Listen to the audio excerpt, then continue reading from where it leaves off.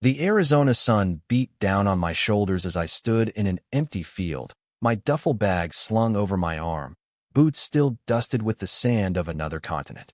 I just returned from my third deployment, expecting to see my ranch me home, my sanctuary. Instead, there was nothing.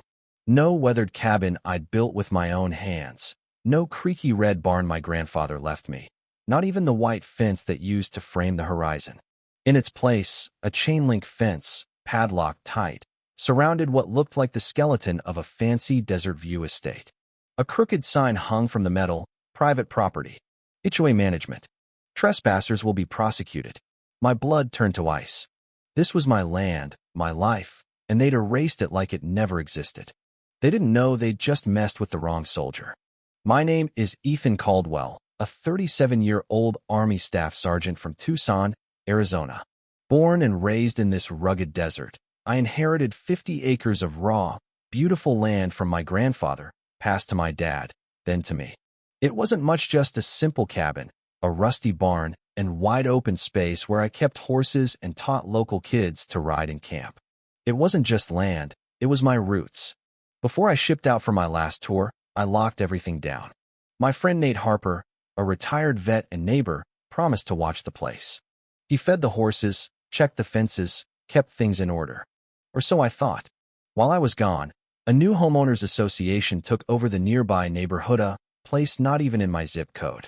Led by Diane Weaver, a slick real estate broker in her 50s who'd moved from California, they claimed my ranch fell under their jurisdiction. They called it poorly maintained, vacant, a safety hazard. Nate later told me he tried to stop them, even filed a report, but they brushed him off. They posted fake notices, snapped photos of chipped barn paint and weeds by the gate, and used those to declare my land abandoned. Without my signature, without a court order, they forged documents claiming my ranch was part of their development plan. They filed those lies with the county, and somehow, they got away with it. Diane wasn't alone.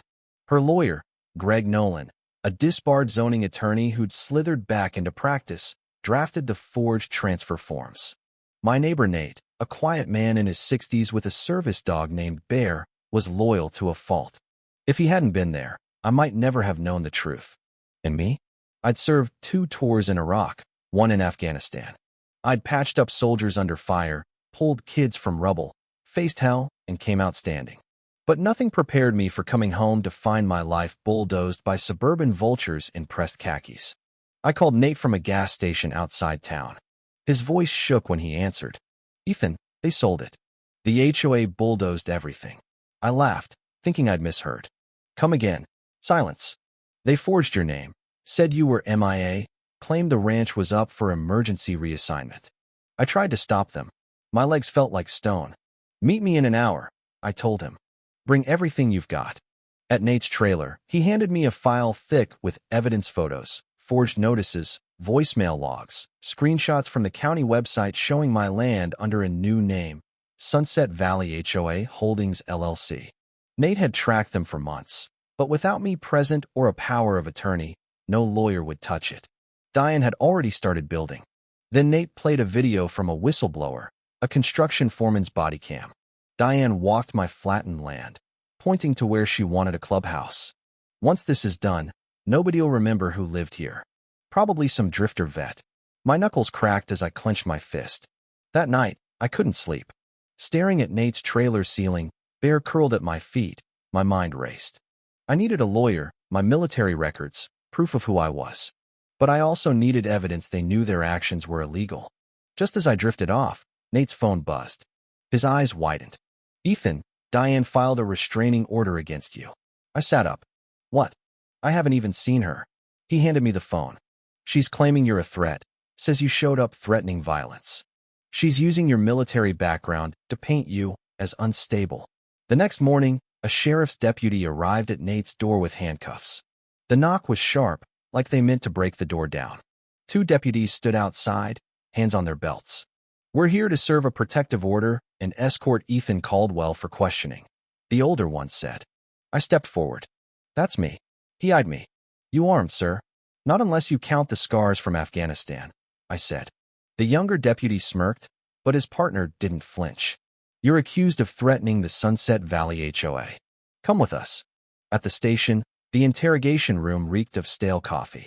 Detective Mark Jensen sat across from me, flipping through a folder. Sometimes it's hard to adjust after deployment. Tempers flare. I cut him off. I didn't threaten anyone. He leaned forward. The HOA has security footage of a man matching your description yelling at the construction fence 2 days ago. I laughed. 2 days ago, I was in Kuwait processing out. Check my military records. I slid my reentry paperwork across the table. He sighed. If this is true, someone's playing dirty. But how'd they get you on footage? I leaned in. That's what I want to know. They're trying to keep me away from what's mine. I told him everything: Diane's forged claims, the demolished cabin, Nate's evidence, the whistleblower video. Jensen exhaled. This is deep. If you're right, that HOA's in serious trouble. He let me go, but without hard proof, he couldn't act. Back at Nate's, we planned our next move. Nate had uploaded our evidence to the cloud. We're lawyering up, he said. I know a guy, former JAG attorney. He helps vets with land disputes. That guy was Lucas Reed, a former Marine with a limp and a handshake like iron. At his Tucson office, I laid out the story. They messed up bad, Lucas said. He filed an injunction to freeze construction, sent a demand letter to the HOA and developer, and dug into Diane's real estate license. Then we hit pay dirt. Diane knew the county clerk, an old schoolmate who'd fast-tracked her paperwork without due process. The forged documents had my name misspelled: Ethan Calwell, 1L short. Lucas grinned. We've got them. But Diane tightened her grip. When I visited the ranch to stand on my soil, armed private security blocked me. You're trespassing, one barked. This is my land, I said. He didn't blink. Not anymore. Sunset Valley owns it. You're banned. I snapped photos before leaving. Back at Lucas's office, the war escalated: court filings, depositions, Diane's lawyers sending threats, press releases painting me as a troubled vet. Then Lucas dropped a bomb. We've got a court date. 3 weeks. Those weeks were brutal. Nate tracked down the whistleblower, a foreman named Javier Torres, who agreed to testify with original video files. But then disaster struck. Nate's trailer was torched in the middle of the night. He was out walking bear, thank God, but he lost everything. Seeing the blackened ruins, my knees buckled. This is war, Nate growled. I picked up a piece of twisted metal, my resolve hardening. If the court failed, I'd take my land back myself. I sat by the smoldering wreckage that night, Bear's head on my boot, the fire's glow in his eyes. They thought they could scare me, but I'd faced mortars, crawled through rubble to save teammates. They'd just shown how far they'd go. The next morning, Lucas met us at a diner. Fire marshal says it's suspicious, but no witnesses, no footage. Someone made sure of that, Nate muttered. Lucas nodded. This makes them look bad. It might sway the judge. But Diane wasn't done. That afternoon, the county inspector, a smug guy named Carl Bennett, approved the next construction phase, claiming all disputes were resolved. Nate sent me a video of bulldozers and concrete mixers moving in. They were pouring the clubhouse foundation where my cabin once stood. I slammed my truck's hood. They're rushing to finish before court. Lucas confirmed it. If they complete it, they can argue it's an active community, complicating our case. I asked, what do we do? He paused. We stall them. That night, Nate and I crept to the construction site. We didn't break laws, just took photos, documented everything. Then I did something I hadn't in years. I told my story on camera. Standing by the chain-link fence, Nate filming, I looked into the lens. My name is Ethan Caldwell. I served this country for 17 years. While I was deployed, an HOA I never joined forged my name, stole my land, and bulldozed my home. They thought I'd stay silent. They're wrong. We uploaded it that night. By morning, it had 300,000 views. Veterans shared it. News blogs ran it. Soldiers nationwide reached out with advice, money, even a guy from Texas offering to bring a truck and a megaphone. I wasn't just fighting for my land, he was a symbol. The pressure worked. Diane held a press conference, looking polished but rattled. This is unfortunate. We followed legal procedures. Mr. Caldwell's allegations are troubling, but we'll respond in court. She didn't know Lucas had found an email from her to the developer. The guy's overseas. Doubt he's coming back. Get the equipment on site. We'll handle the rest. Lucas called it a smoking gun. But then a setback. The The judge, Sarah Coleman, recused herself without explanation, replaced by Richard Hayes, a developer-friendly judge. Lucas wasn't happy. We've lost neutral ground. I didn't care. I was going to court. The new court date was a week away. My phone rang nonstop veterans groups, reporters. Then the developer moved to demolish the mesquite grove where my dad proposed to my mom, where we buried my childhood dog. Nate called as he raced to the site. They're tearing it down now. I sped there, heart pounding. Workers were slicing into the first tree. I jumped the fence, shouting, "Stop! This land's under dispute." They froze. The supervisor waved a clipboard. "We've got clearance. This is Sunset Valley's land." I stood tall. Not until the court says so. The sheriff arrived, but Lucas's emergency motion had gone through. The workers backed off. Diane was furious. The next day, Lucas called. She wants a settlement. Drop the charges, and they'll offer cash and an apology. The amount was laughable, not enough to buy back half the land. "She thinks you're tired," Lucas said. I looked at the ruins of my home, Nate's trailer, the barely saved grove. "I'm not tired," I said. "I'm just starting." Lucas laughed. "Diane's not ready for what's coming." A second whistleblower emerged, a former county clerk in turn, Mia Larson, with proof Diane bribed the county office to fast-track the forged deed. Emails, Venmo payments, texts. It was damning. The case wasn't just about my ranch anymore. It was about fraud and corruption. The courtroom was packed, veterans, farmers, reporters, news crews outside. I stood with Lucas, dressed in jeans and my army boots. This wasn't about the military. It was about justice. Judge Hayes took the bench, his gaze sharp. Court is now in session. Whitmore versus Sunset Valley HOA. Proceed. Lucas was calm. "Your Honor, my client's case is simple. While he served overseas, the defendants forged documents and sold his property. This is about criminal misconduct." Diane's lawyer, Greg Nolan, objected, but Lucas stuck to the facts. He presented my deployment papers, proving I was abroad when they claimed I abandoned the land. Nate testified about maintaining the property and the HOA's intimidation. Javier Torres's video showed Diane's callous words. "Nobody'll remember who lived here. Probably some drifter vet." The courtroom gasped. Diane squirmed.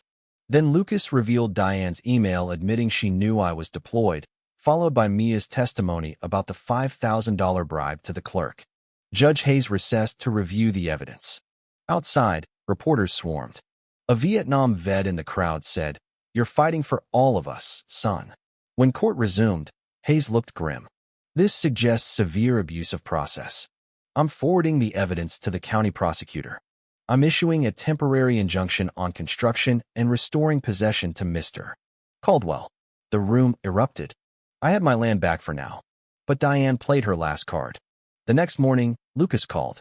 She filed for bankruptcy. Sunset Valley's claiming insolvency to protect the sale under bankruptcy law. I rubbed my face. "She's dragging this to federal court?"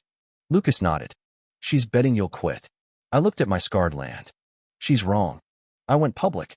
Lucas and I contacted reporters, veterans groups, and posted all evidence online. The story exploded, millions of views, justice for Ethan trending. HOA board members resigned. Diane vanished, missing her next hearing. Lucas filed for default judgment.